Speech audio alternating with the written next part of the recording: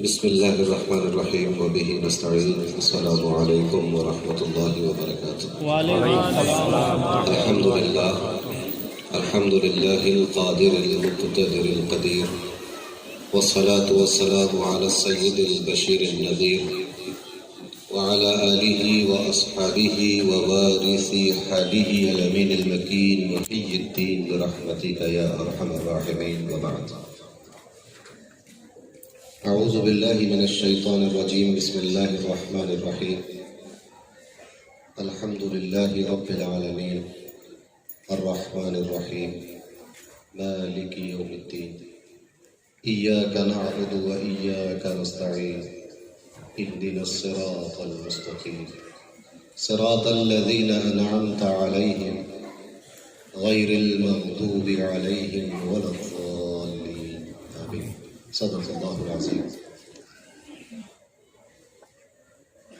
قال الله تبارك وتعالى مخبرا وآمرا تكريما لحق نبيه وتعظيما: إن الله وملائكته يصلون على النبي يا أيها الذين آمنوا صلوا عليه وسلموا تسليما. اللهم صل على سيدنا محمد. لبيك اللهم ربي وسعديك، اللهم صل وسلم وزد وبارك عليه وعلى آله وصحبه ووارث حاله وعلى من لديه صلاة وسلاما عليك يا رسول الله صلى الله تعالى عليه وسلم.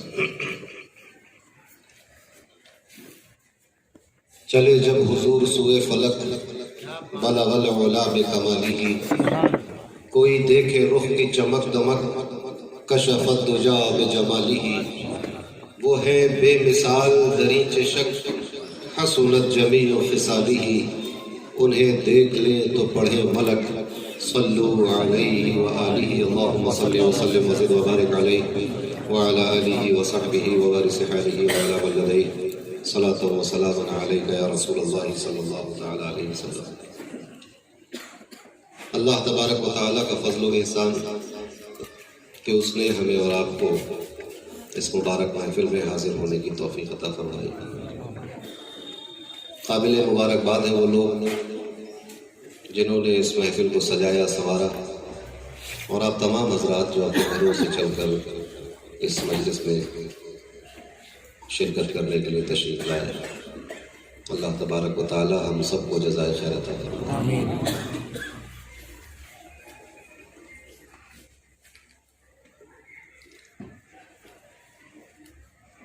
آپ کی اس بستی میں کئی بار حاضر ہونے کا موقع ملا.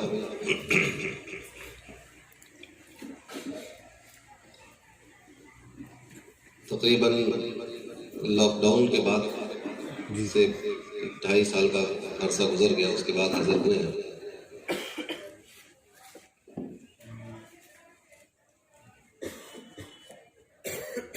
آپ کے یہاں جلسے اور تقریریں اور خطابات ہوتے رہتے ہیں، آپ تمام حضرات ان کو سنتے رہتے ہیں، مستفید ہوتے ہیں. فقیر تو اس لائق نہیں ہے کہ کوئی عظیم و شان خطاب یا کوئی بہت بڑی تقریر پیش کر سکے. بہت ہی کامل اور اداکارہ سا انسان ہے. یہ آپ کی محبت ہے کہ آپ مجبور کرتے ہیں مجھے آنے کے لیے، تو مجھے آنا پڑتا ہے.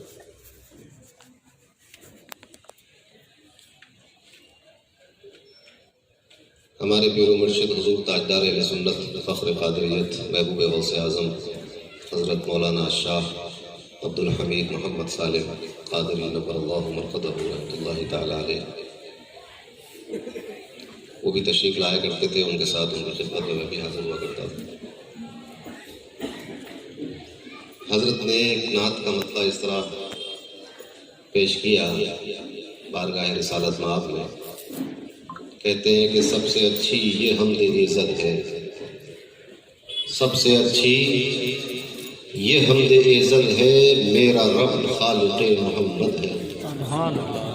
سب سے اچھی یہ حمد عزت ہے، میرا رب خالق محمد ہے صلی اللہ علیہ وسلم.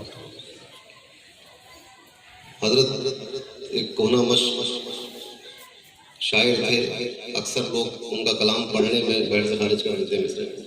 اور حضرت کے کلام میں یہ ہے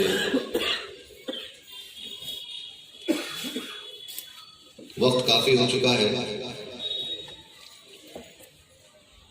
عام طور سے اس وقت تک ہمارے یہاں جلسے وغیرہ ہو کر صلاۃ و سلام ہو کر دعا ہو کر کرسیاں پہ سمٹ جاتی ہیں، اسٹیج پہ جاتی ہیں، اور اب ایک ماحول ہوتا ہے ہر جگہ کا الگ الگ.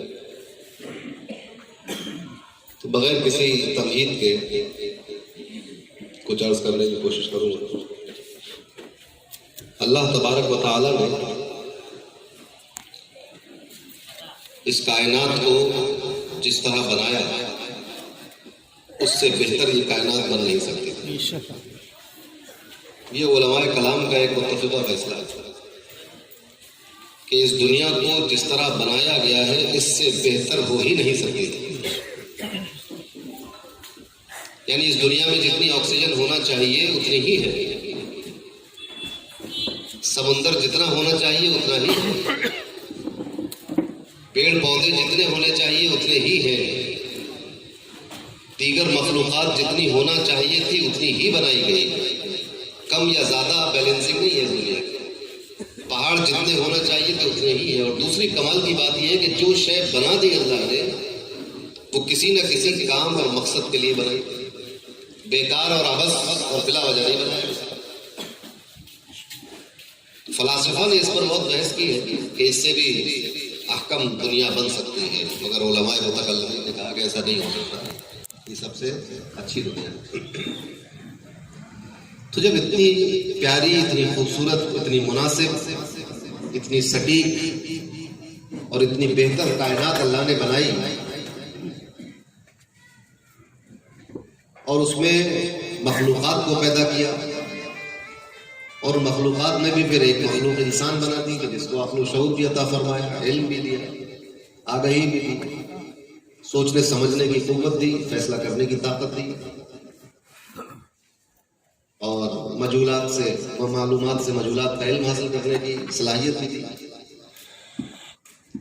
حکمت و نظریات عطا فرمایا، علوم و معارف کے دریا بہا دیے اس کے لیے. ایسی دنیا میں کہ جس میں قوت گویائی دی گئی، قوت فیصلہ دی گئی، قوت فکر دی گئی، ہر انسان کی عقل کو آزاد بھی کر دیا گیا کہ جو چاہو سوچو، جیسا چاہو سوچو، کوئی پابندی نہیں لگائی گئی. جیسے جانوروں پہ پابندی ہے کہ کتا صرف بھونک سکتا ہے، وہ کوئی راگ نہیں ادا سکتا. کر سکتا ہے کوئی تانسین بن سکتا ہے کوئی کتا، پابندی ہے. گھوڑے صرف ہنے نہ سکتے. آپ سوچیں کہ گھوڑے جو ہے وہ شیکسپیئر کے ڈرامے پڑھنے لگے یا امراء القیس کے قصیدے کو سنائے تو ایسا نہیں ہوگا. صرف ہندوستان کا بھی، عرب کا بھی، انگریز کا بھی، رشین بھی، اسپینش بھی، فرینچ بھی، جتنے گھوڑے گھوڑے. اسی طرح تمام مخلوقات کا حال ہے، مگر انسان کو آزاد کر دیا گیا. جو چاہو سوچو، جو چاہو بولو. ہندی بولنا چاہتے ہو ہندی سیکھ لو، انگریزی بولنا چاہتے ہو انگریزی سیکھ لو، عربی بولنا چاہتے ہو عربی سیکھ لو، اور کتوں کی طرح بھونکنا چاہتے ہو وہ بھی سیکھ لو. آج کل لوگ بھونک ہی رہے. جو چاہو کرو، آزاد چھوڑ دیا. ایسے آزاد مخلوقات کے درمیان اللہ تبارک و تعالیٰ نے جب اپنا تعارف کرایا، فرمایا الحمدللہ رب العالمین. تمام تعریف اللہ کے لیے، تمام تعریف اللہ کی، ہر قسم کی، ہر طرح کی، جیسی ہو سکتی ہے، جس زبان میں ہو سکتی ہے، جس طرح سے ہو سکتی ہے.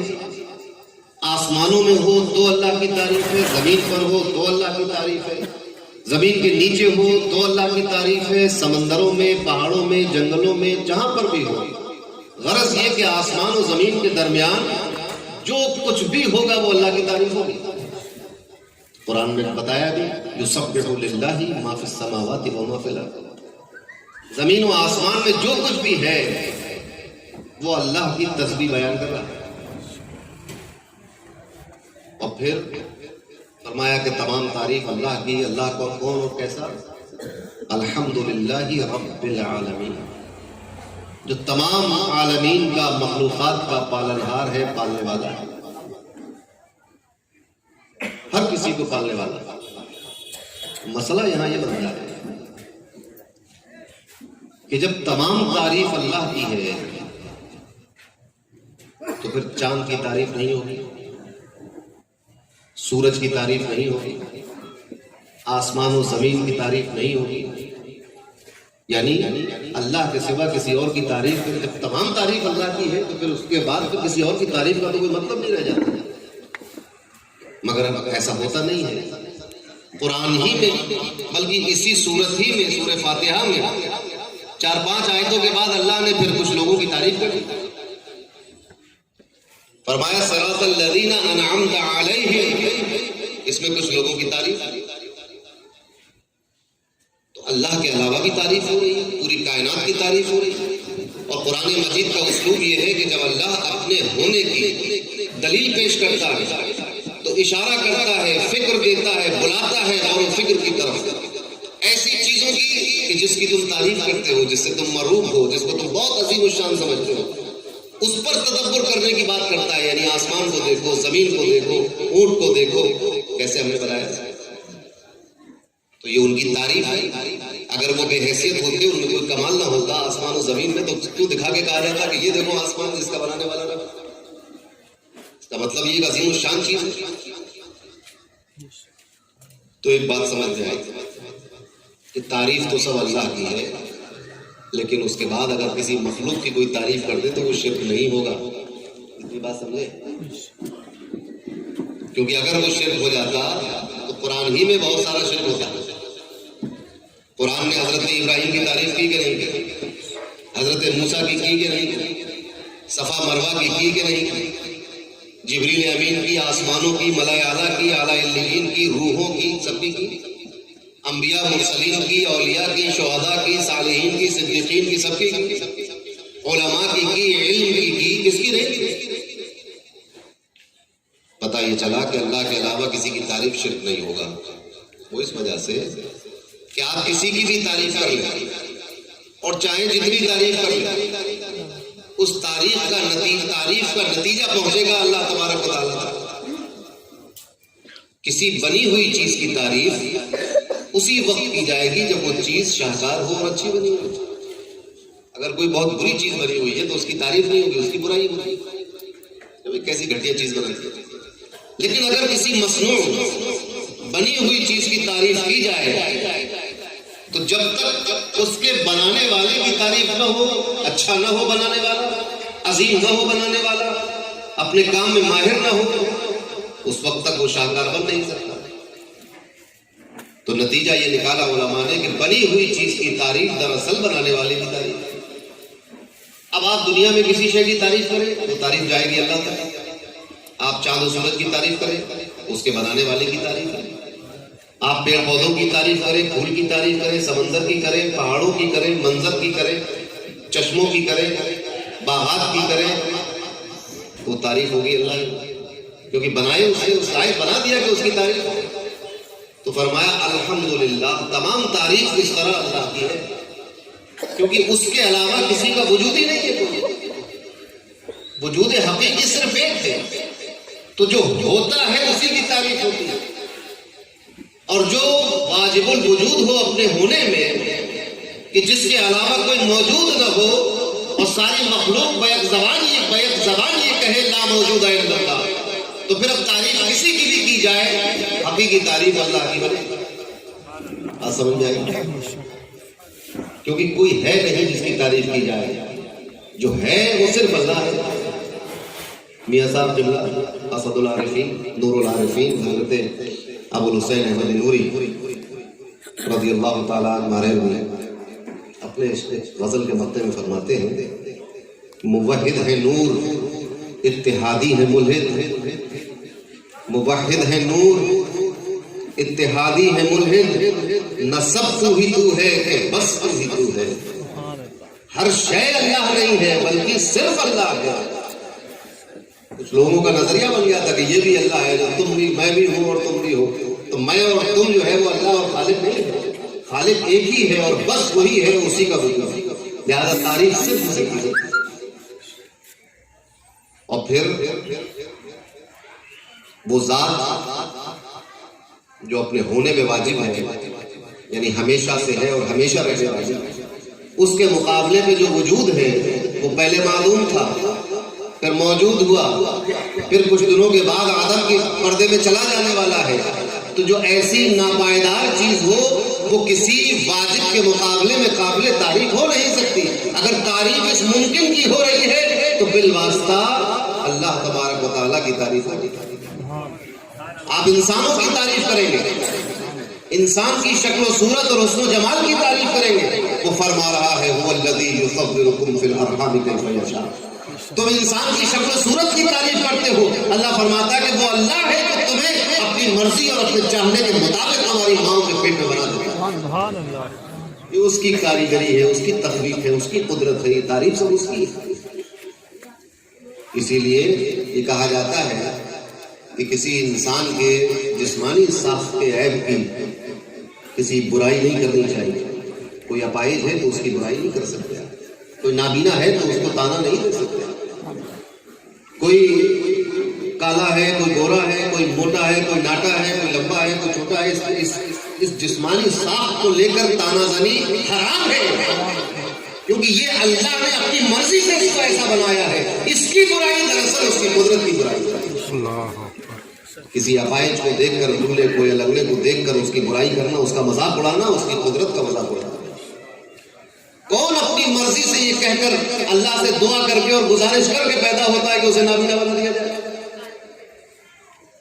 کوئی ہے ایسا؟ اسی طرح ذات اور برادری اور قبیلوں کا تانا زنی اور اونچ اور نیچ کے مقامات اور معیار، یہ سب جائز نہیں ہے اسلام میں، کیونکہ اللہ نے اپنی مرضی سے تمہیں شعوب میں اور قبائل میں پیدا کیا ہے۔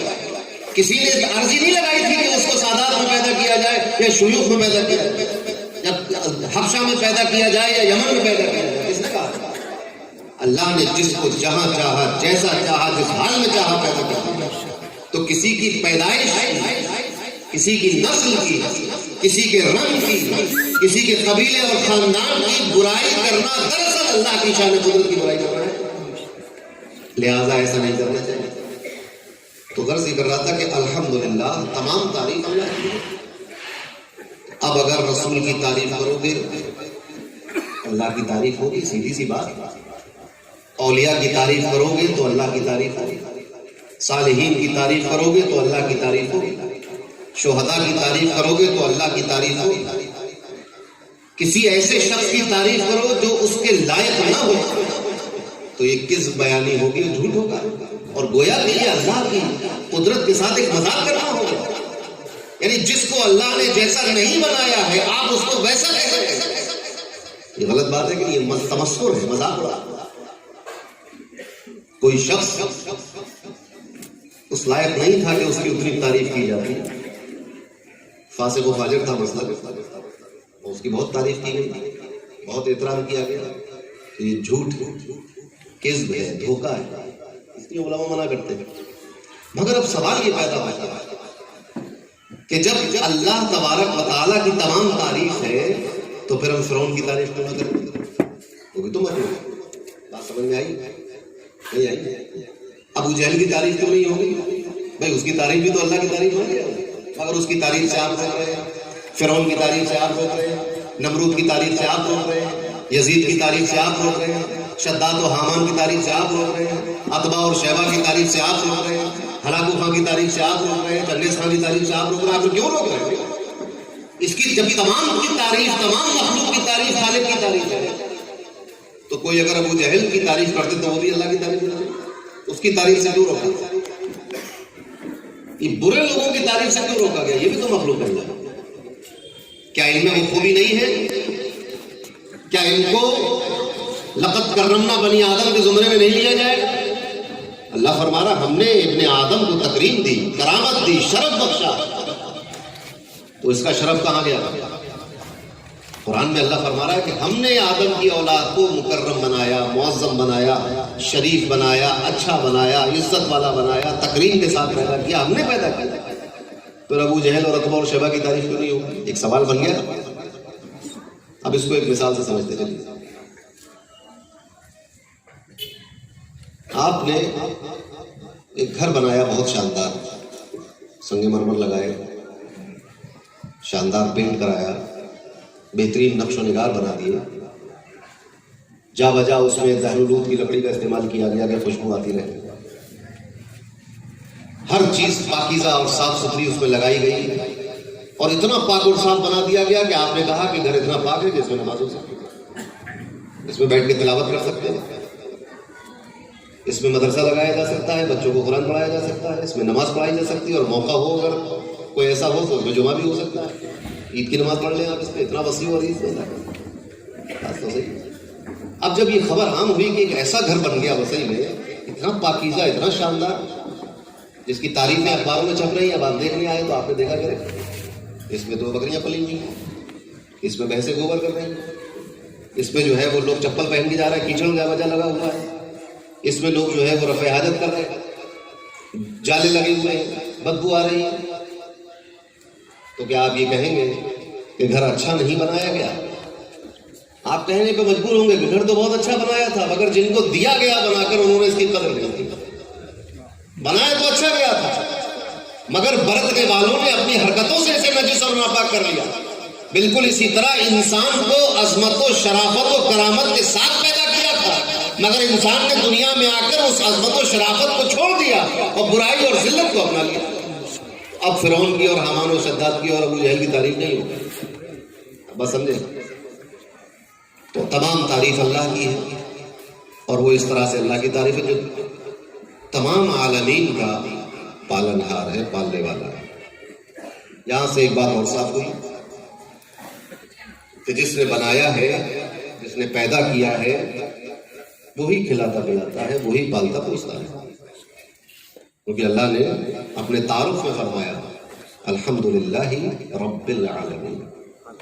रब कहते हैं पालने वाले को, परवरिश करने वाले को, देखभाल करने वाले को, निगहदाश्त करने वाले को, तरबियत करने वाले को, बड़ा करने वाले को, पाल पोस के बड़ा करता है, उसको रब कहते हैं। तो हकीकी रब तो अल्लाह है, तमाम आलमीन। अब यहाँ एक सवाल और पैदा होता है कि इंसान और हैवान, चरिंद परिंद, तो बात समझ में आती है कि पालने वाला अल्लाह है, क्योंकि इनको खाने और भूख की जरूरत पड़ती है। ये छोटे होते हैं फिर बड़े होते हैं। आप देखें कि एक बच्चा पैदा होता है तो छोटा होता है, फिर वक्त के साथ साथ बड़ा होता रहता है।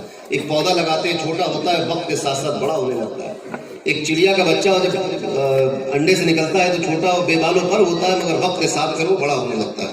तो ये बड़ा कौन कर रहा है? उसको अल्लाह कर रहा है, ये रब है। भूख लगती है तो खिलाता कौन है? अल्लाह खिलाता है, तो वो रब है। मगर पहाड़ों का रब, पहाड़ों को तो ना भूख लगती है, ना पहाड़ पहले छोटे थे, ना पहाड़ बच्चे थे कि बड़े हो गए, ना उन्हें भूख लगती है, ना वो बीमार होते हैं कि वो बीमार हो तो उन्हें शिफा देने वाला अल्लाह है। या चांद और सूरज और सितारे या फरिश्ते। ऐसा नहीं कि बच्चा फरिश्ता पैदा हुआ, फिर वो बड़ा हुआ, फिर वो जिब्रील अमीन हो गया। तो जितना बड़ा जैसा चाहा बना दिया गया। तो इनका रब कहते हैं पालने वाले। तो किसी भी कुरान शरीफ तर्जुमे वाले में उठा के देख ले, अपना हो या बेगाना, रब का मतलब तर्जुमा पालने वाला ही होता है। इसको कैसे पाला गया?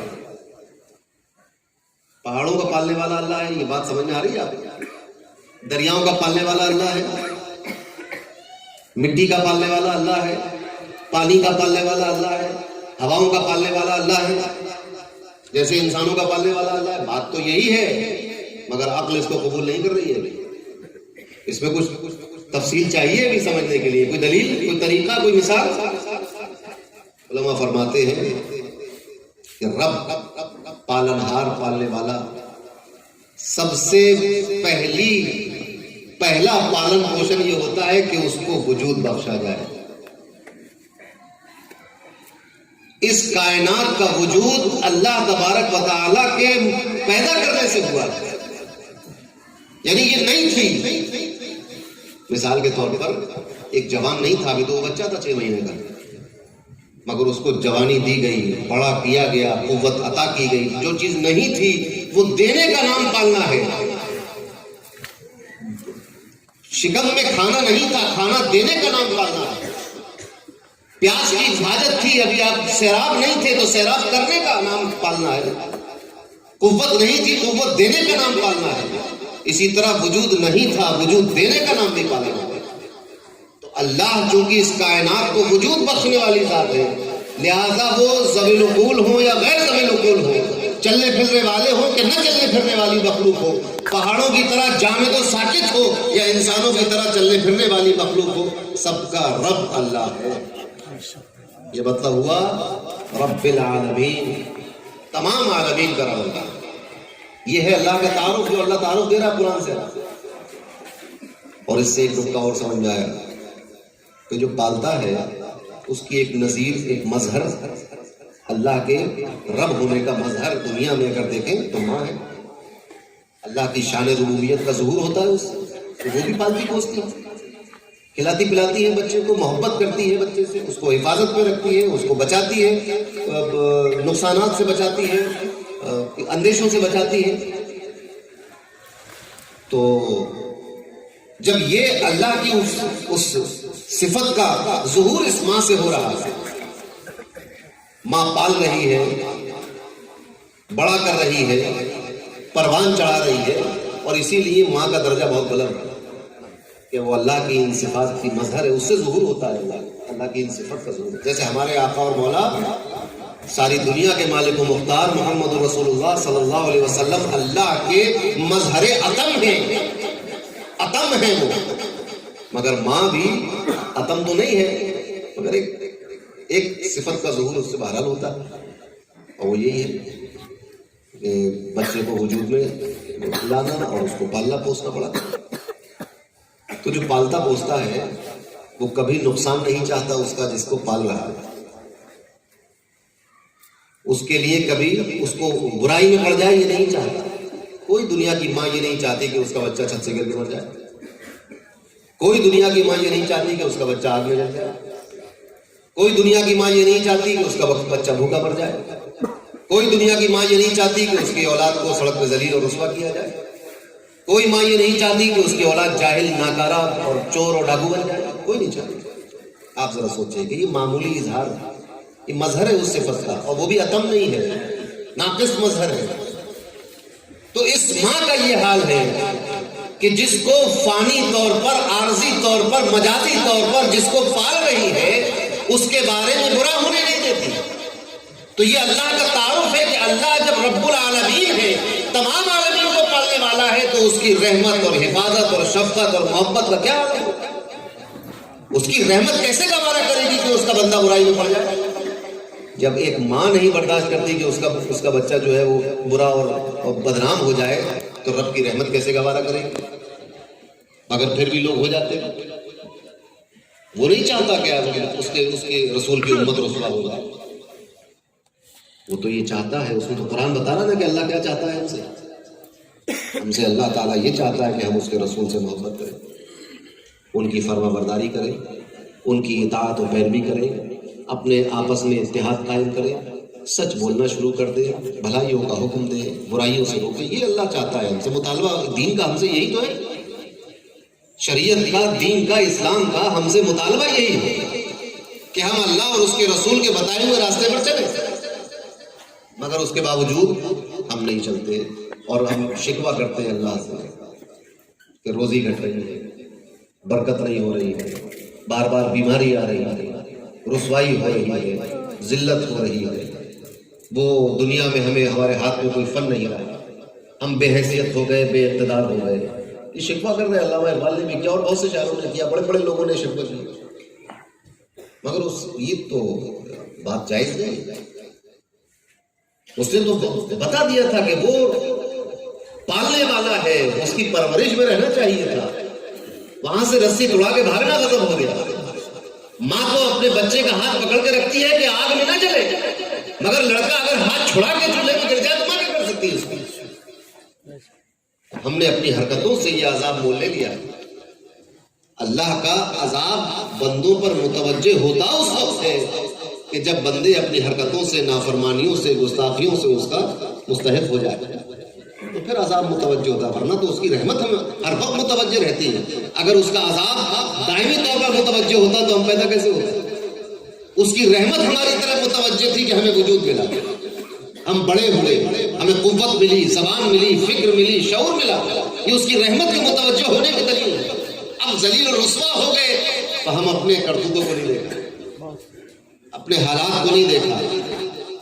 آپ ذرا سوچیں، ہماری تو عبادتیں بھی جیسی ہیں ویسے سب کو پتہ ہے کیسی ہے، اور ہمارا خلوص اور ایمان اور کتنا مضبوط ہے اور یقین اللہ پر کیسا ہے۔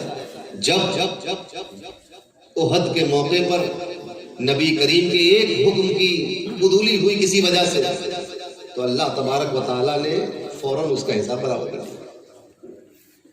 آپ نے فرمایا تھا کہ اس پہاڑ سے اترنا نہیں، مگر لوگ سمجھے کہ اب تو جنگ جیت چکے ہیں، اب تو نقشہ بدل چکا ہے، لشکر اسلام کو فتح ہو چکی ہے، کہ لاؤ اب بیٹھ کے کیا کریں گے، اوپر اتر آئے بنا اجازت کے۔ جنگ کا نقشہ بدل گیا، پسپا ہو گئے، واپس آنا پڑا۔ جس مال غنیمت کو لوٹنے کے لیے جا رہے تھے وہ ہاتھ سے نکل گیا اور اپنا بھی سامان نکل گیا۔ تو حالانکہ خود بنفس نفیس رسول اللہ موجود ہوں جس جنگ میں، ہوا کیوں؟ کیونکہ اس نے جو کہا تھا وہ نہیں کیا گیا۔ اور اس بنیاد پر بھی لوگوں نے کہا کہ یہ تو رسول اللہ نے کہا ہے، کوئی وہی تھوڑی آئی ہے، ان کا عقیدہ تو یہ بھی نہیں تھا۔ وہ تو اتنے پکے مسلمان تھے کہ جو نبی کہہ دے، جس کو قرآن کہتے اس کو قرآن مان لیا، جس کو رب کہہ دیا اس کو رب مان لیا۔ نبی کریم صلی اللہ علیہ وسلم نے جو کہا انہوں نے مان لیا۔ صحابہ سے اچھا ایمان اس زمین پر کسی کا نہیں۔ تو رسول اللہ کی ناراضگی لینے کے لیے، ان کو ناراض کرنے کے لیے، ان کے حکم عدولی کرنے کی نیت سے یہ کام نہیں کیا گیا تھا، مگر بہرحال خلاف ورزی ہو گئی تو نتیجہ بھگت لیا۔ تاریخ میں یہی ایک واقعہ ایسا ہے کہ جس میں لکھا جاتا ہے کہ مسلمانوں کو پیچھے لوٹنا، مگر صحابہ اس کے علاوہ صحابہ کہیں سے پیچھے نہیں لوٹے، جہاں سے لوٹے کامیابی ہو کر لوٹے۔ تو اب ذرا سوچیں، ہم جو ہے وہ اس کی رسی سے توڑا کر بھاگنا چاہتے ہیں۔ وہ کہہ رہا ہے کہ میں ہی رب العالمین ہوں۔ نادانو کدھر جا رہا ہے؟ تمہیں اپنی دکان کے گراہک پر اعتماد ہے، حالانکہ رب العالمین تو میں، پالنے والا تو میں ہوں۔ میری اطاعت چھوڑ کر مزدوری کرتے ہو، میری اطاعت چھوڑ کر دکانداری کرتے ہو، میری اطاعت چھوڑ کر پوری دنیا کی اطاعت اور فرمانبرداری کرتے ہو، اور پھر شکوہ یہ کرتے ہو کہ خیر و برکت نہیں کرتے۔ اعتماد تو کسی اور پر کر رکھا ہے، جبکہ وہ فرما رہا ہے کہ وہی رب العالمین ہے، یعنی جس کو تم سجدہ کرتے ہو وہی پالتا بھی ہے۔ ایسا نہ سوچنا کہ سجدہ تو ہم اللہ کو کریں گے اور ہمارے پال پوس کر بڑا ہمیں کوئی اور کرے گا، ایسا نہیں۔ جو اللہ ہے وہی رب العالمین ہے، لہٰذا اعتماد اسی پر ہونا چاہیے۔ الحمدللہ رب العالمین۔ مزید تعارف اس نے فرمایا الحمدللہ رب العالمین الرحمن الرحیم، وہ رحمان ہے، وہ رحیم ہے، حالانکہ وہ قہار و جبار بھی ہے، وہ بہت شدید عذاب دینے والا بھی ہے، وہ شدید پکڑ کرنے والا بھی ہے، وہ عقاب کرنے والا بھی ہے، سزا دینے والا بھی ہے۔ مگر اس نے اپنا جب تعارف اپنے بندوں کو پیش کیا، پہلا تعارف ہے قرآن میں، کیا فرمایا؟ الرحمن الرحیم۔ بندوں وہ تو رحمان الرحیم، اتنے رحمان الرحیم کہ اس سے زیادہ رحم کسی کا ہو نہیں سکتا، اس سے زیادہ رحمت والی ذات، شفقت والی ذات کوئی ہو نہیں سکتی۔ اس کے باوجود بھی ہم رحمتیں شفقتیں ڈھونڈنے کہیں اور جا رہے ہیں، یعنی وہ ایسی رحمت والی ذات کہ اس نے ہماری خاطر رحمت للعالمین کو اس دنیا میں بھیج دیا۔ ایسی رحیم کریم ذات، ایسی رحمان و رحیم ذات، تو اس کی رحمت کو چھوڑ کر کسی اور کی طرف متوجہ ہو جائے تو یہ بات بھی بالکل غیر مناسب ہے، اچھی بات نہیں ہے۔ اور اس نے اپنے بندوں کو یہ بھی بتا دیا کہ بندوں جب تک تم کوئی ایسی حرکت نہ کرو، اس وقت تک میری رحمت تمہاری طرف ہے۔ وہ رحمان و رحیم ہے، ہاں جب کوئی بندہ اس کی رحمت سے منہ موڑ لیتا ہے اور اس کے عذاب کو آواز دینے لگتا ہے، تب اس کا غضب بندوں کی طرف متوجہ ہوتا ہے۔ ایسے نہیں ہے کہ بس بلا وجہ کسی کی طرف متوجہ ہو جائے اس کا غضب۔ ہاں رحمت تو نقطہ ڈھونڈتی ہے، بہانہ ڈھونڈتی ہے، عذاب اللہ کا، عذاب الہی بہانہ نہیں ڈھونڈتا۔ جب تک بندہ مستحق نہ ہو جائے اس عذاب کا، پے در پے سمجھانے بجانے کے بعد، ہدایت دینے کے بعد، تنبیہ کرنے کے بعد، ایک وارننگ دینے کے بعد، جب تک اس کے باوجود بندہ نہ مانے تو پھر عذاب متوجہ ہوتا ہے۔ مگر رحمت کا معاملہ یہ نہیں، رحمت تو بہانے ڈھونڈتی ہے کہ کوئی جا رہا تھا سڑک پہ بسم اللہ لکھی ہوئی پڑا تھا کاغذ، اس نے اٹھا کے چون کے اس کو اوپر رکھ دیا، لیجیے صاحب رحمت اسی پہ آ گئی۔ اب وہ سارے پچھلے گناہ اس کے ایک طرف رہ گئے، صحیح حدیث ہے، قیامت کے دن ایک بندہ کھڑا ہوگا میزان کے سامنے، حکم ہوگا کہ اس کے گناہ صغیرہ الگ کرو، گناہ کبیرہ الگ کرو، تو فرشتے اس کے گناہ صغیرہ الگ کریں گے، گناہ کبیرہ الگ کر دیں گے. پھر حکم ہوگا اس کے ہر گناہ صغیرہ کے بندے میں 70 نیکیاں دیں گے، ایک چھوٹے گناہ کے بندے میں 70 نیکیاں تو دے دی، کیونکہ وہ رحمان و رحیم ہے، تو مجبور تھوڑی ہے کسی کی کوئی بات پسند آ جائے اس کو. ذرا سی بات پسند، صرف اتنی سی بات پسند آ گئی کہ ایک شخص نے ایک دھوپ میں گرمی سے بلبلاتے ہوئے، پیاس سے تڑپتے ہوئے کتے کو اپنے چمڑے کے موزے کو کنویں میں ڈال کر پانی نکال کر پانی پلا دیا تھا. اتنی بات پسند آ گئی. سوچ سکتے ہیں اتنی سی ادا پسند آ گئی تو وہ رحمت تو نقطہ نواز ہے، کیونکہ ہر وقت متوجہ ہے. اس نے فرمایا، صحیح حدیث ہے، طویل حدیث ہے، میں پوری کی طرف نہیں جاتا، صرف آپ نے سنی ہوگی. جس حدیث شریف میں ذکر کی اہمیت ہے، اللہ کے ذکر کی محفل اللہ نے کچھ فرشتے مقرر کر دیے ہیں جو دنیا میں صرف یہ دیکھتے ہیں کہاں اللہ کا ذکر ہوگا. تو ایک جگہ ذکر ہو رہا تھا، بندوں نے دیکھا، اللہ کی بارگاہ میں حاضر ہوئے. خیر پوری حدیث ہے کہ اللہ نے پوچھا بندے کیا کر رہے تھے، تیرا ذکر کر رہے تھے، کیا مانگ رہے تھے، تیری جنت مانگ رہے تھے، کیا جنت انہوں نے دیکھی ہے کہ نہیں دیکھی، اگر دیکھ لیں تو کیا ہوگا، اور شدت سے جنت مانگ رہے تھے، اور کیا کس چیز سے پناہ چاہتے تھے کہ تیرے عذاب سے اور جہنم سے پناہ چاہتے تھے، کیا جہنم انہوں نے دیکھی ہے کہ نہیں دیکھی، اگر دیکھ لیتے تو کیا ہوتا کہ اور زیادہ پناہ. یہ پوری بات ہوئی. فرمایا اللہ نے آخر میں نتیجہ یہ نکلا کہ میں نے ان سب کو بخش دیا. سبحان اللہ، سبحان. فرشتوں نے کہا کہ مولا وہاں سب لوگ تو تیرا ذکر نہیں کر رہے تھے، کچھ لوگ ذکر کر رہے تھے، کچھ دیکھنے آ گئے تھے، جیسے تماشبین ہوتے ہیں ہر جگہ. کوئی کسی ضرورت سے آیا تھا، کوئی کسی کام سے آیا تھا، کوئی ذکر کی نیت سے نہیں آیا تھا، ذکر نہیں کر رہا تھا مگر تھا وہیں پر. اللہ نے فرمایا کہ میرے ذاکرین بندوں کے پاس کوئی بد نصیب نہیں ہوتا، سب کو بخش دیا. جو ذکر کر رہے تھے ان کو بھی بخشا، اور جو ذکر کرنے نہیں آئے تھے یوں ہی آ گئے تھے ذاکرین بندوں کے پاس، ان کو بھی بخشا. دیکھیے نقطہ نواز ہے کہ نہیں، رحمت کا تو کوئی ٹھکانہ نہیں. مگر اس طرح عذاب میں مبتلا نہیں ہوتا. گناہ کا ارادہ کر لیں اور گناہ نہ کر پائے تو گناہ لکھا نہیں جاتا، لیکن نیکی کا ارادہ کر لیں اور نیکی نہ کر سکے تو ثواب لکھ دیا جاتا ہے.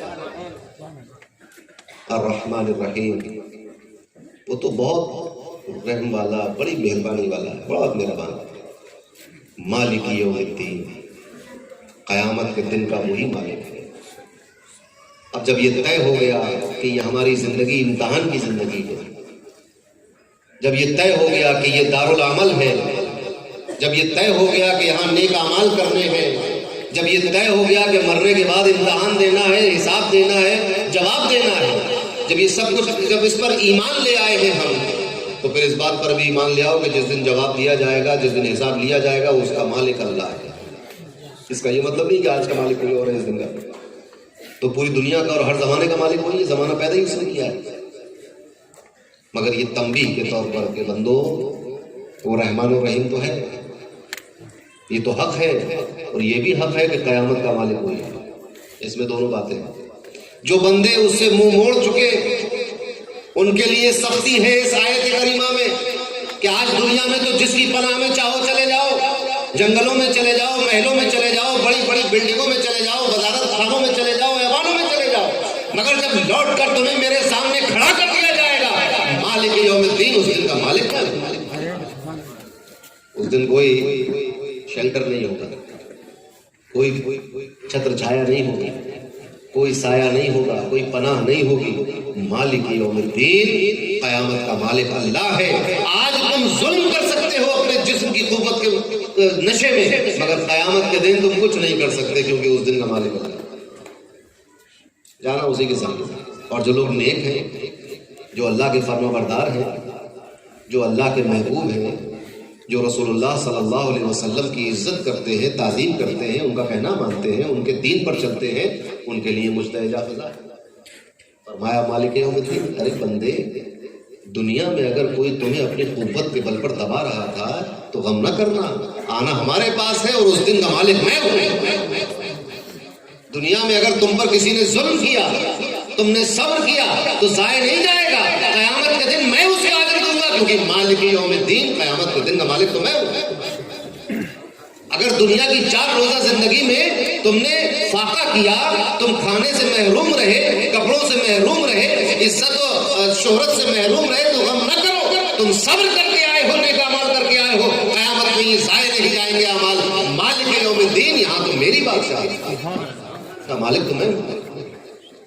دلاسا بھی دیا جا رہا ہے، جیسے عید کے خطبے میں خطیب کہتا ہے کہ یہ عید کا دن ہے، العید للابرار والوعید للفجار، عید کا دن تو ہے مگر فاسقوں کے لیے جنہوں نے روزہ نہیں رکھا ان کے لیے وعید کا دن ہے، دھمکی کا دن ہے، سزا کا دن ہے، اور جنہوں نے تقوی اختیار کیا، جنہوں نے اللہ کی فرما برداری کی، روزے رکھے، ان کے لیے عید کا دن ہے، خوشی کا دن ہے، رحمت کا دن ہے۔ تو مالک یوم الدین، دن ایک ہی ہوگا مگر لوگوں کی حیثیتیں بدل جائیں گی۔ کسی سے کہا جائے گا وامتازوا الیوم ایھا المجرمون، اے جرم کرنے والوں آج تم الگ کھڑے ہو جاؤ، اور کسی سے کہا جائے گا کہ آئیے فی مقعد صدق عند ملیک مقتدر، آج دنیا میں تم نے جیسی بھی زندگی گزار لی، تم نے دنیا میں پیبند لگے ہوئے کپڑے پہنے ہوں گے، دنیا میں باسی روٹی کھائی ہوگی، دنیا کے اندر تم ایک ٹپکتے ہوئے کچے مکان میں رہ کر آئے ہو، مگر یہ قیامت کا دن ہے، آج تمہیں نہروں میں بٹھایا جائے گا، باغات میں بٹھایا جائے گا، اور اللہ کے مقتدر جو مالک یوم الدین ہے اس کے قرب میں سچائی کی مسندوں پر بٹھایا جائے گا، حیثیت بدل جائے گی، کچھ لوگ مجرم ہوں گے ان کو الگ کر دیا جائے گا، اور جو صبر کرنے والے، دین پر چلنے والے، رسول اللہ کی باتوں کو ماننے والے، ان کی عزت و تعظیم کرنے والے اور شریعت کا احترام کرنے والے ہوں گے، ان کو کہا جائے گا کہ اے تقوی والوں، اللہ سے ڈرنے والوں، اللہ کا خیال کرنے والوں، اللہ کی بات کو ماننے والوں، اس کے حکم پر چلنے والوں، آج غم نہ کرنا، آج قیامت کے دن اگر سورج سوا نیزے پہ ہے تو تمہیں فکر کرنے کی ضرورت نہیں ہے، کیونکہ سورج کا بھی خالق میں ہوں اور اس دن کا بھی مالک میں ہوں۔ ان المتقین فی جنات و نہر فی مقعد صدق عند ملیک مقتدر۔ اب مقتدر کی بھی اگر تشریح کرو تو بات لمبی ہو جائے گی، قادر، مقتدر، قدیر میں کیا کیا فرق ہے ان تین میں، مگر مقتدر ایک شان اقتدار ہے اس کے اندر، قدیر میں قدرت کی شان ہے، قادر میں قدرت کی شان ہے، مگر مقتدر میں ایک اقتدار کی شان ہے، بادشاہت کی شان ہے، قبضے کی شان ہے، دبدبے کی شان ہے، ہر اس چیز کو کے اوپر یہ مقتدریت اللہ کی غالب ہے جس میں بھی تصرف دنیا میں کیا جاتا ہے، جو بھی حکم والا ہوتا ہے بادشاہ ہو سکتا ہے دنیا، مگر قیامت کے دن مقتدر کوئی اور ہے۔ یہ سب لوگ ظلم کرنے والے، ناانصافی کرنے والے، برائی کرنے والے، دھوکہ دینے والے، جھوٹ بولنے والے، یہ الگ کھڑے ہوں گے، اور وہ غریب ہو کہ پیبند لگے ہوئے کپڑے پہنتا ہو، فاقہ کرنے والا ہو، مگر اللہ کا فرما بردار ہو، تو اس کو انویٹیشن ہے، دعوت نامہ ہے کہ تم کہاں بھاگے بھاگے پھر رہے ہو، یہ قیامت تمہارے لیے بھاگنے کا دن نہیں ہے، یہ قیامت تمہارے لیے مصیبت کا دن نہیں ہے، یہ قیامت تمہارے لیے ہولناکی کا دن نہیں ہے، بلکہ تم تو کہاں ہو، تم آ جاؤ فی جنات، تم جنتوں میں آؤ، انہار میں آؤ، نہر میں آؤ، یعنی سکون اور اطمینان کے ماحول میں آؤ۔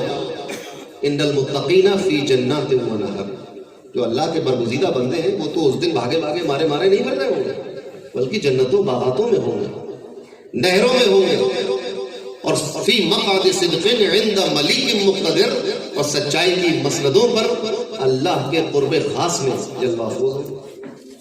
تو مالک یوم الدین، قیامت کے دن کا مالک وہی ہے کہ جس کی تمام تعریف۔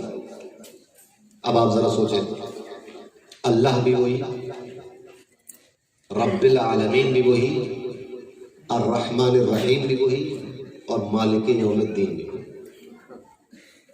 اب ہمیں کسی اور کی کیا ضرورت رہ گئی؟ کیوں ہم کسی اور کی خوشامد کریں؟ کیوں ہم کسی اور کے سامنے سجدہ کریں؟ کیوں ہم کسی اور کو راضی کریں؟ اسی کو راضی کریں۔ اب یہاں ایک بہت ہی بچکانہ سوال آ جاتا ہے، مگر آتا ہے چونکہ لہذا اس کو صاف کرنا چاہیے۔ بچکانہ سوال یہ آتا ہے کہ جب سب کچھ اللہ ہے تو پھر ہم اس کے دربار میں کیوں جائیں؟ مخدوم ماہمی کے کیوں جائیں؟ حاجی علی کے پاس کیوں جائیں؟ غریب نواز کے پاس کیوں جائیں؟ غوث اعظم کے پاس کیوں جائیں؟ یہاں تک کہ لوگوں نے کہہ دیا کہ اب رسول اللہ کے پاس کیوں جائیں؟ ارے بھائی اللہ کو راضی کرنا چاہتے ہو کہ نہیں؟ تو ہم مخدوم ماہمی کو راضی کرنے ان کے پاس نہیں جاتے ہیں، بلکہ اللہ کو راضی کرنے ان کے پاس جاتے ہیں۔ غریب نواز کو راضی کرنے وہاں نہیں جاتے، بلکہ ان کے پاس جاتے ہیں کہ اللہ ہم سے راضی ہو، کیونکہ اللہ ان سے راضی ہے جن سے اللہ محبت کرتا ہے۔ اگر ان سے ہم بھی محبت کر لیں گے تو پھر اللہ سے ہم پہ بھی ایک کرم کی نظر ہوگی کہ نہیں ہوگی؟ تو اس دنیا میں بھی ہوتا ہے، اور یہ قرآن کا اسلوب ہے، قرآن کی منشا یہی ہے، قرآن چاہتا یہ ہے کہ تم ان سے قریب ہو جاؤ جو اللہ سے قریب ہو۔ بات سمجھ میں نہیں آئی؟ قرآن کہتا ہے یا ایھا الذین آمنوا اتقوا اللہ وکونوا مع الصادقین، کہ کون ہے سچے، کس دنیا کی مخلوق ہے؟ آج تک ایک آدھ دو لوگوں کا نام دیکھا میں نے صادقین، تو یہ صادقین کون ہے جن کا اللہ کہہ رہا ہے ان کے ساتھ ہو جاؤ؟ یعنی ایمان لا چکے ہو، کافی نہیں ہے ابھی تمہاری زندگی گزارنے کے لیے، ہو سکتا ہے بیٹھ جاؤ، تقوی اختیار کر لیا، مگر ابھی ضمانت نہیں ہے کہ یہ مرتے وقت تک باقی بھی رہ جائے گا۔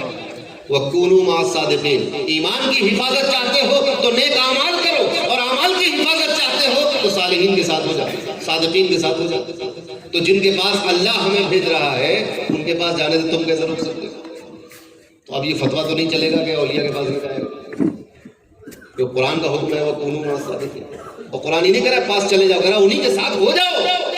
ہم تو اس پر عمل نہیں کر پاتے، جاتے ہیں چلے آتے ہیں، سنتے ہیں چلے آتے ہیں، بھول جاتے ہیں، کبھی ہوتے ہیں کبھی نہیں ہوتے۔ قرآن کہہ رہا کہ ہر وقت، ہر لمحہ، ہر پل کونو، ایسے ان کے ساتھ ہو جاؤ کہ جیسے وہ ہے ویسے تم ہو جاؤ، جہاں وہ ہے وہاں تم ہو جاؤ، جس طرح وہ چلے اس طرح تم چلو، جس طرح وہ بات کریں اس طرح تم بات کرو، جس طرح وہ عبادت کریں اس طرح تم عبادت کرو۔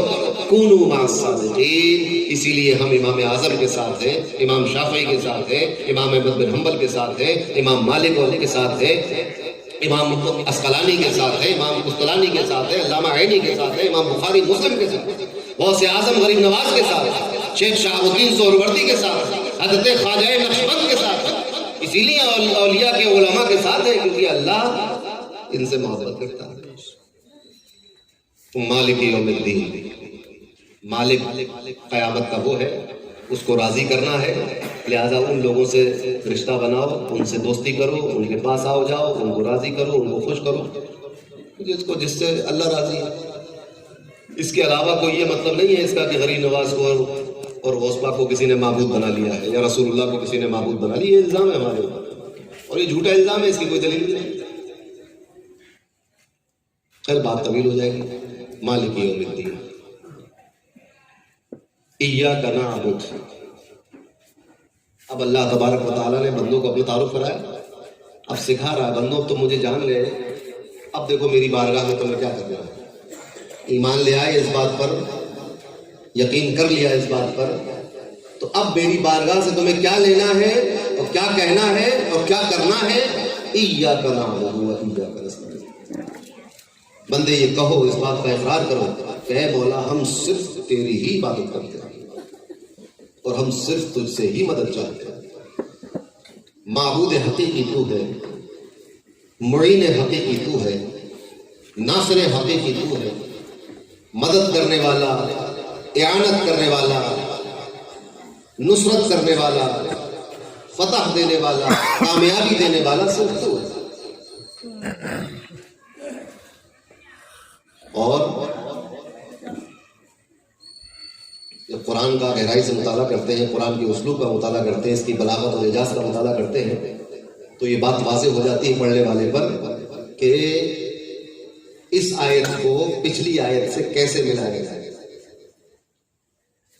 کیونکہ یہ آیت اپنے آپ میں ایک مفہوم رکھتی ہے، ایاک نعبد و ایاک نستعین، مگر اس کے پیچھے کی جو 3-4 آیتیں ہیں جب ان سے ملا کر پڑھیں گے تو سمجھ میں آئے گا کہ یہ آیت کریمہ اس معبودان باطلہ کے مقابلے میں کی جا رہی ہے کہ جن کی پوجا کی جاتی تھی اس زمانے میں مکے کے اندر، جن کی عبادت کی جاتی تھی، اس کو باطل کرنے کے لیے یہ فرمایا جا رہا ہے ایاک نعبد و ایاک نستعین، نہ کہ اس لیے کہ رسول اللہ سے مدد نہ مانگنا، غوث اعظم سے مدد مت مانگنا اور غریب نواز سے مدد مت مانگنا، یہ تھا کہ ابو الہول اور منات اور عزا سے مدد نہ مانگنا، ان بتوں سے مدد نہ مانگنا جو مکے میں نصب کر لیے تھے لوگوں نے۔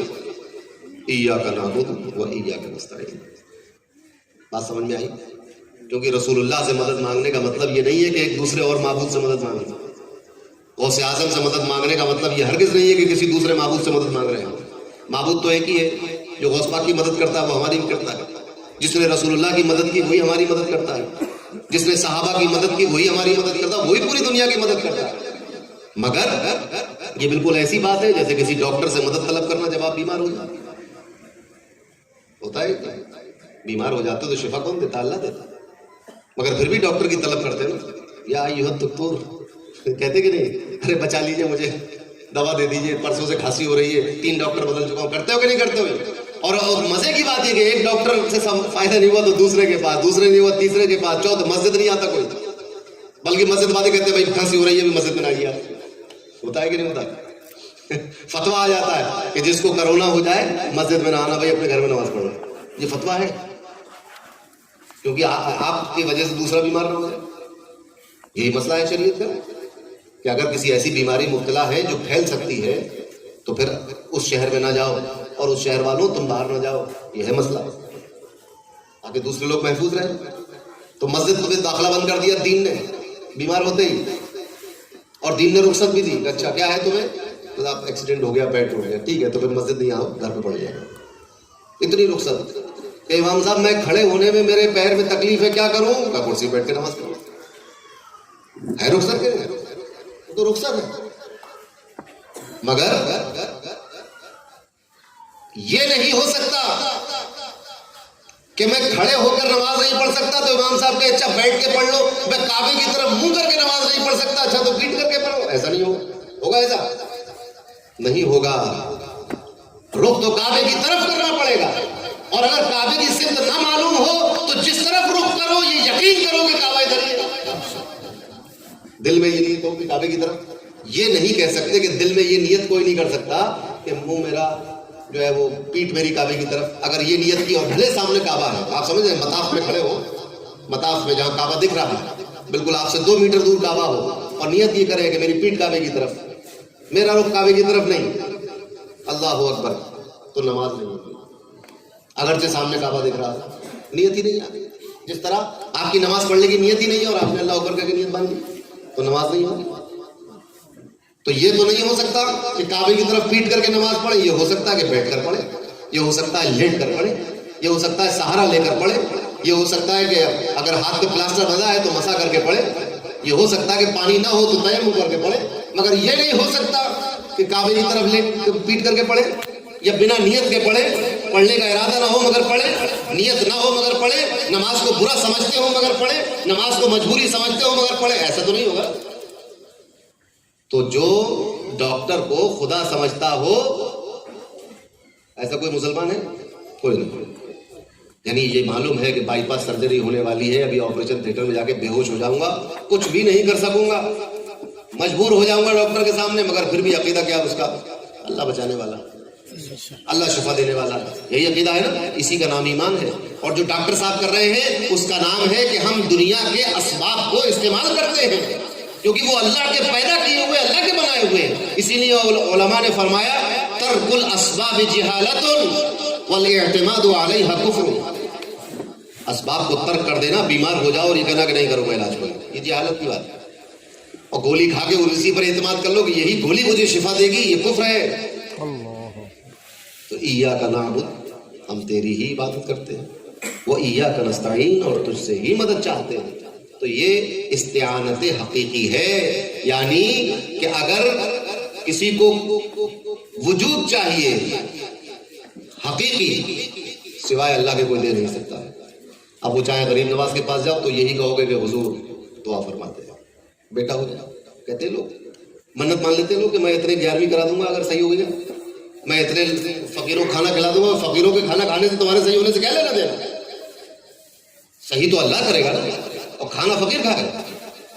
صحیح اللہ کرے گا اور فقراء میں صدقہ تقسیم ہوگا. کیوں بھائی، اس سے کیا لینا دینا؟ اللہ تک تو پہنچتا نہیں کوئی پلاؤ زردہ. یہ ایک سسٹم ہے دین کا. لوگ کہتے ہیں کہ غیر اللہ کا نام آ جائے تو کھانا آ رہا ہے. بھائی صدقہ دے رہا ہو کس کو؟ فقیر اللہ ہے کہ غیر اللہ ہے؟ کیا سمجھ کے دیا اسے؟ جو صدقہ دیا، جو زکات دی، جو خیرات کی، کیا سمجھ کے کی کہ اللہ کو دے رہے ہیں؟ اللہ تو بے نیاز ہے زکات لینے سے اور پیسے لینے سے. غیر اللہ کو ہی دی رہا. کیوں دی؟ اس سے اللہ راضی ہوگا، یہ اس کا حکم ہے. مگر ان فقیروں کو، ان بندوں کو، ان ڈاکٹروں کو اللہ نہیں سمجھا کرنا. اسی طرح اولیاء کو، نبیوں کو، رسولوں کو، فرشتوں کو ہم اللہ نہیں سمجھتے. یہ ایک وسیلہ ہے، ایک سبب ہے اس سبب کو ہم اختیار کرتے ہیں تاکہ اللہ تبارک و تعالیٰ ان کے وسیلے سے ہماری مشکلات آسان کرے. بات سمجھ میں آئے؟ اللہ تبارک و تعالیٰ نے آپ کو 1000 روپے دیے ہیں نا، تو آپ اس میں سے 10 روپے کسی کو دے سکتے ہو. یہ بات اتنی آسانی سے سمجھ جاتے ہو کہ میرے پاس 1000 روپے ہے تو میں 10 روپے دے سکتا ہوں. تو جب غریب نواز کو اللہ نے اتنی طاقت دے رکھی ہے تو اس طاقت میں سے اگر ہمارا بھلا کر دیں گے تو کیوں نہیں ہوگا بھلا؟ کیوں نہیں ہوگا؟ جب آپ کی جیب کے پیسوں سے کسی غریب کا پیٹ بھر سکتا ہے تو پھر غریب نواز اور غوث اعظم کی طاقت اور قوت سے کسی دوسرے کا بھلا کیوں نہیں ہو سکتا؟ بالکل ہوتا ہے، اور ہوتا ہے، اور ہو رہا ہے، اور ہوتا رہے گا. یہ جو رونق آپ دیکھ رہے ہیں یہ سب غریب نواز کی برکت ہے. اور یہ جب تک ہندوستان میں کلمہ پڑھا جاتا رہے گا، غریب نواز کا نام لیا جاتا ہے. جب جب دنیا میں اولیاء کی تعظیم اور عزت اور چرچے ہوں گے، غوث اعظم کا احسان ماننا ہوگا کہ یہ سلطان الاولیاء ہے. انہی کے وسیلے سے ولایت تحصیل ہے. غرض یہ کہ ایک الگ میٹر ہے. ایاک نعبد و ایاک نستعین اہدنا الصراط المستقیم. اور اے بندے، اب تم میری بارگاہ میں آ کر یہ بھی کہو کہ اللہ ہمیں سیدھے راستے پر چلا، ہمیں ادھر ادھر نہ جانے دے. شیطان بہکائے گا، تو بچانے والا ہے. ہمیں بھٹکنے کے موقع ہوں گے، تو بچانے والا ہے. ہو سکتا ہے ہمارے قدم لڑکھڑا جائے، ہمیں سیدھے راستے پہ چلا، کیونکہ جس کو تو چلا دے گا اس کو کوئی بھٹکا نہیں سکتا. جس کو تو منزل تک پہنچا دے گا اس کا راستہ کوئی موڑ نہیں سکتا. جس کو تو کامیاب کر دے گا اس کو ناکامیاب کوئی نہیں کر سکتا. جس کو تو ہدایت دے دے گا اس کو کوئی گمراہ نہیں کر سکتا، اور جس کو تو نے ہدایت نہیں دی اس کو کوئی منزل پر پہنچا نہیں سکتا. اس لیے یہ دعا کرتے رہو کہ ہمیں سیدھے راستے پر چلا، اور یہی سیدھا راستہ چلتے رہے. تو ابھی ایک لمبی تفصیل ہو جائے گی، میں مضمون سمیٹ لوں. 12 بج گئے. اب دیکھیے عید میلاد النبی کی یاد آنے لگی 12 بجے والے. سیدھے راستے پر چلا. بندو یہ بھی سمجھتے چلو کہ سیدھا راستہ کیا ہے. اسلام میں کوئی بھی سوال ایسا نہیں ہے جس کا جواب دین نہ دیتا ہو. یہ یاد رکھیے، دنیا کا کوئی سوال، کوئی بھی سوال ایسا نہیں ہے کہ دین خاموش ہو جائے کہ بھائی اب ہمیں تو اب ایک سوال بنا کہ سیدھے راستے پر چلا، تو سیدھا راستہ ہے کون سا؟ اور ہر آدمی یہی دعویٰ کر رہا ہے کہ ہم سیدھے راستے پر ہیں. کر رہا ہے کہ نہیں؟ جس فرقے کے پاس چلے وہ کہتا ہم ہی تو سیدھے راستے پر ہیں. معتزلہ کہہ رہے ہیں میں سیدھے راستے پر ہوں، خوارج کہہ رہے ہیں کہ وہ سیدھے راستے پر ہیں، اور ناصبی کہہ رہے ہیں کہ وہ سیدھے راستے پر ہیں، اور قدریہ اور جبریہ الحادریہ سب کہہ رہے ہیں کہ ہم سیدھے راستے پر ہیں. روافض کہہ رہے ہیں کہ ہم سیدھے راستے پر ہیں، ہم بھی کہہ رہے ہیں کہ ہم سیدھے راستے پر ہیں. بد مذہب کہہ رہا ہے وہ بھی سیدھے راستے پر ہیں. تو سب اپنے اپنے کو سیدھے راستے پر بتا رہے ہیں.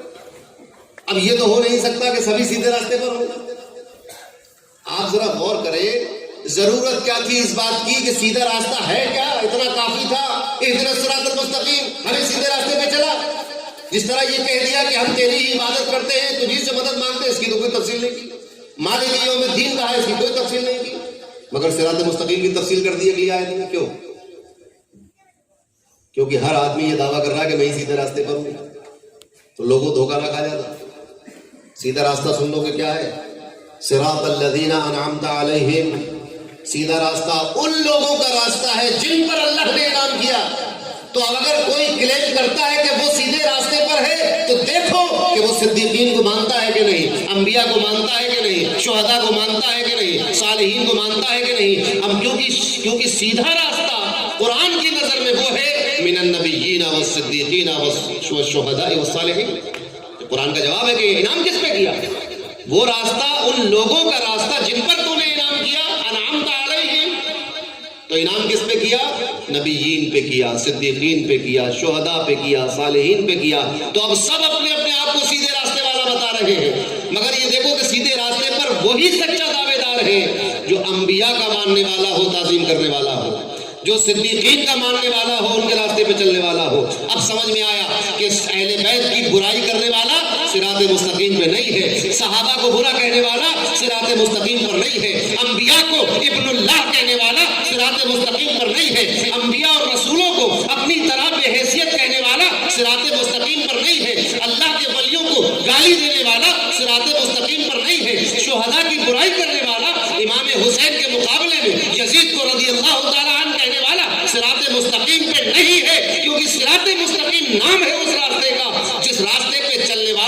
अल्लाह ने इनाम किया। नारे तकबीर, नारे रिसालत। उसी का दावा सच्चा होगा जो सिराते मुस्तकीम वालों के साथ हो, क्योंकि सिराते मुस्तकीम कोई पुल नहीं है बना हुआ कि बस टिकट खरीदा और चढ़ गए उसको। ये एक रास्ता और सड़क नहीं है कि टोल अदा किया फास्टैग में से और चल दिए सब, ऐसा नहीं। रास्ता नहीं देखा जाएगा, चलने वालों से तय होगा कि कौन सा रास्ता सिराते मुस्तकीम। अब देखो उस पर कौन चला जा रहा है साहब, इस पे वो चला जा रहा है जिसने कहा कि अंबिया किसी कोई हैसियत नहीं, सिराते मुस्तकीम नहीं हो सकता। कौन सा रास्ता साहब, इस पर वो साबुन की गाड़ी जा रही है जिन्होंने कहा कि एक नबी और आ सकता है, पता चला ये सिराते मुस्तकीम नहीं। ये कौन सा रास्ता है साहब, इस पर उनकी मर्सिडीज चल रही है जिन्होंने फरमाया कि ऐसा इन दो गधों को भी है, बच्चों को भी है, पता चला ये सिराते मुस्तकीम नहीं। सिराते मुस्तकीम उन लोगों का रास्ता, अब वो लोग अरबी बोलते हो तो वो रास्ता अरबी वाला होगा, अगर रोम के रहने वाले हो तो सुहेब रूमी का रास्ता होगा, अगर हबशा के बिलाल हो तो वो हबशा का रास्ता होगा, अगर बगदाद के गौसे आजम है तो बगदाद का रास्ता होगा, अजमेर के गरीब नवाज है तो वो अजमेर का रास्ता होगा।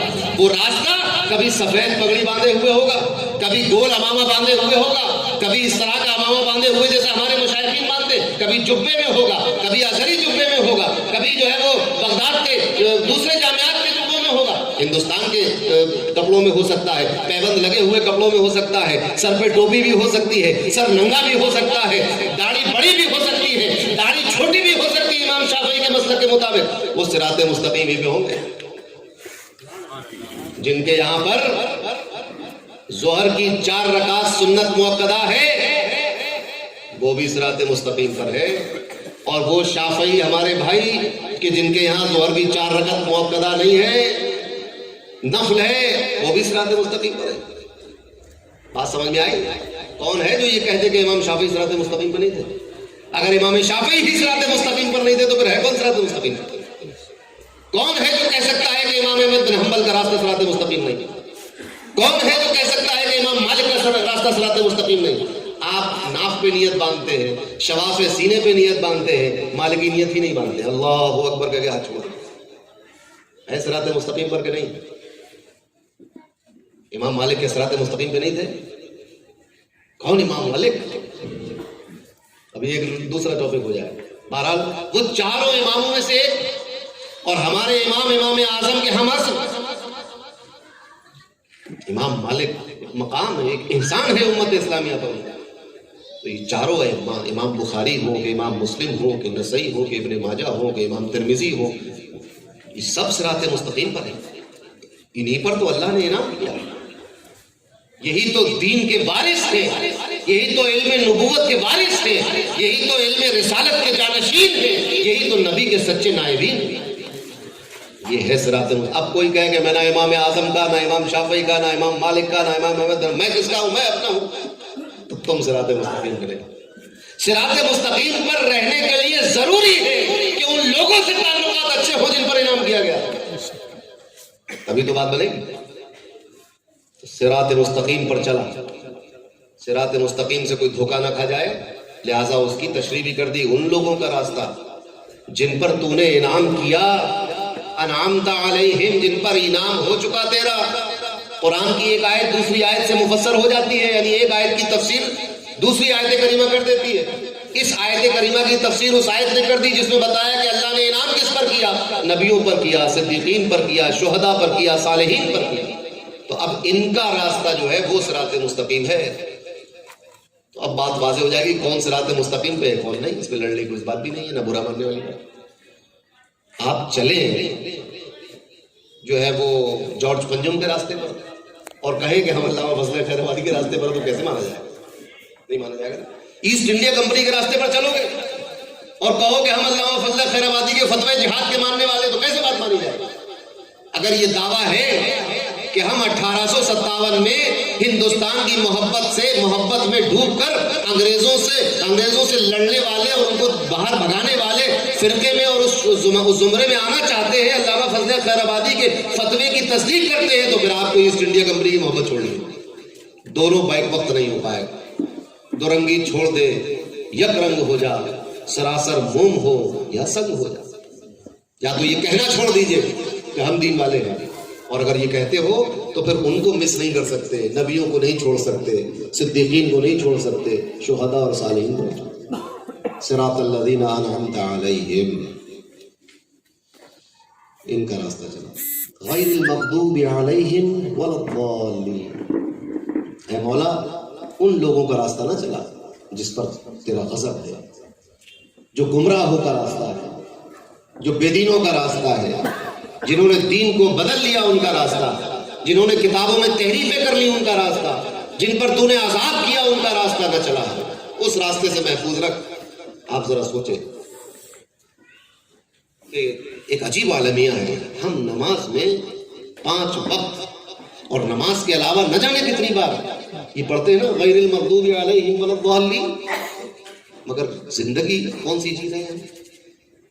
ہم جب دعا مانگتے ہو کہتے ہیں مولا یہود و نصارہ کے راستے پہ نہ چلا، مگر پہن کیا رہے ہیں، پڑھ کیا رہے ہیں، بول کیا رہے ہیں، دیکھ کیا رہے ہیں، کھا کیا رہے ہیں، ہمارا طرز زندگی کیا ہے، ہمارے سوسائٹی کا مزاج کیا ہو گیا ہے، ہمارے نوجوان بچوں کا کلچر کیا ہو گیا. یعنی نماز میں تو کہہ رہے ہیں کہ یہود و نصارہ کے راستے سے بچا، مگر سلام پھیرتے ہی ٹوپی اتار کے جیب میں رکھ لی، شرٹ نکل لی، جینس پہن لیے، اور یہ سب پہننے کے بعد اس پر تو رخصت تھی، چلو کوئی بات نہیں آپ نے پہن لیا، مگر اس سب کو پہننے کے بعد طرز زندگی کوئی، کھانا ہم بیٹھ کے کھانا تھا تو ہم کھڑے ہو کے کھائیں گے، پیشاب ہمیں بیٹھ کے کرنا تھا تو ہم کھڑے ہو کے کریں گے، پانی بیٹھ کے پینا تھا تو کھڑے ہو کے پئیں گے، بازاروں میں ہمیں کم سے کم آنا تھا تو زیادہ سے زیادہ رہیں گے، خالی وقت میں مسجدوں میں اور گھروں میں ہونا تھا تو بازاروں میں مارے مارے پھریں گے.